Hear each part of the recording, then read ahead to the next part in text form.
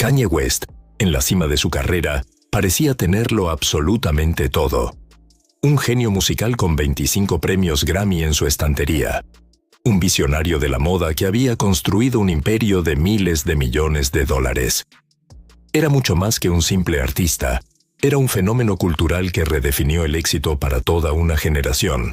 Su marca, Yeezy, no solo vendía zapatillas, vendía estatus, vendía un sueño.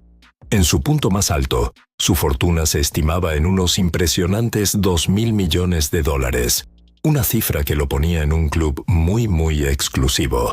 Y entonces, en cuestión de semanas, casi todo se vino abajo. ¿Cómo es posible que una fortuna construida durante décadas se desmorone tan rápido? Pasó de ser un multimillonario aclamado a perder 1.500 millones de dólares de un plumazo, quedándose con, solo, 400 millones después de que Adidas cortara lazos. Él mismo lo admitió en Instagram. Perdí 2.000 millones de dólares en un día. Y sigo vivo. Esta es la increíble historia de cómo Kanye West construyó, y luego destruyó, su propio imperio. Para entender la caída, primero tenemos que entender la increíble altura desde la que cayó. La historia de Kanye Omari West no es una de riqueza de la noche a la mañana. Es la historia de una ambición sin límites, forjada en los suburbios de Chicago. Criado por su madre, Donda West, una profesora universitaria que le inculcó una confianza a prueba de balas, Kanye demostró desde muy joven que tenía un don para la música. Empezó como productor a finales de los 90, creando ritmos revolucionarios para leyendas como Jay-Z.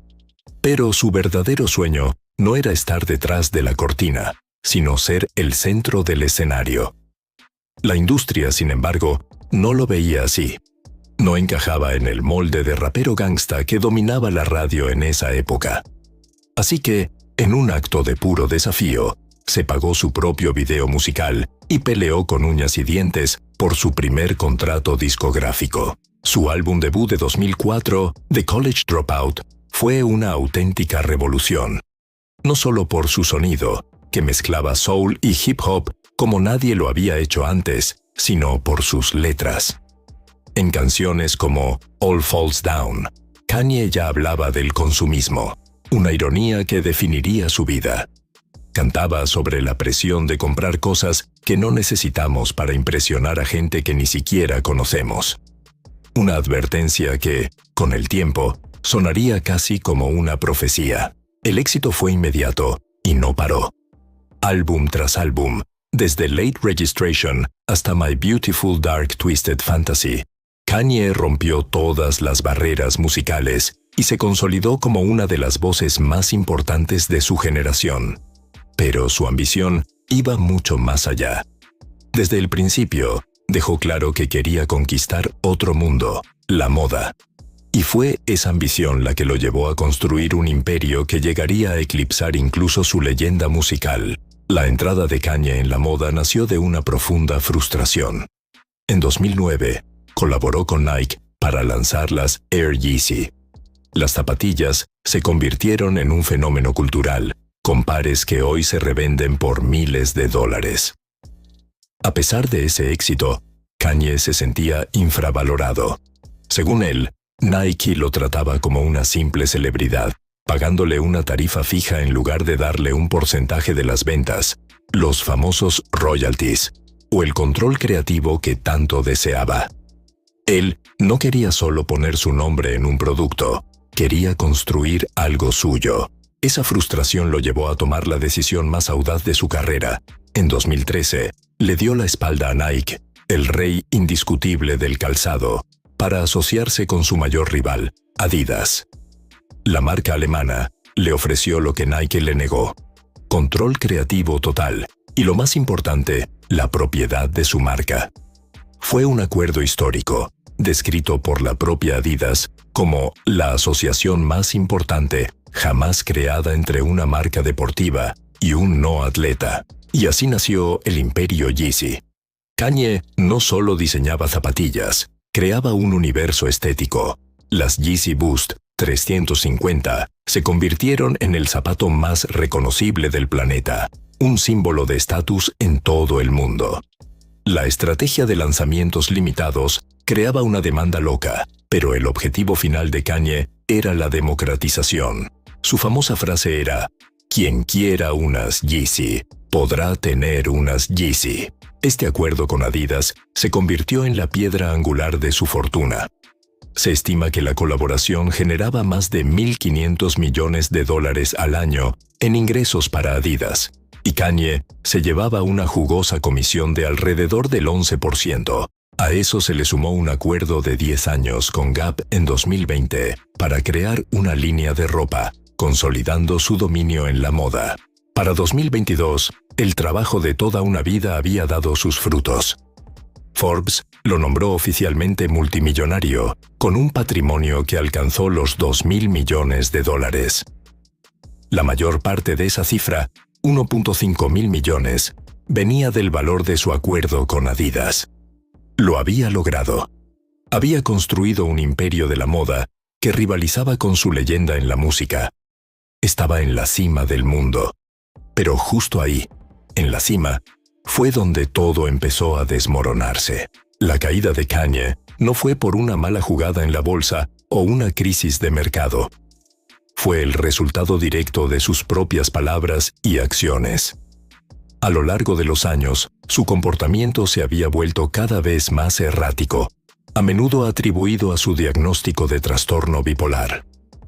Desde interrumpir a Taylor Swift en los VMAs hasta su extraña campaña presidencial, las polémicas eran parte de su marca. Pero en octubre de 2022, cruzó una línea de la que no había vuelta atrás.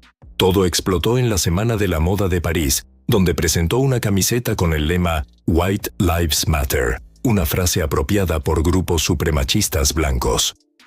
La reacción fue inmediata y furiosa, pero en lugar de disculparse, Kanye pisó el acelerador.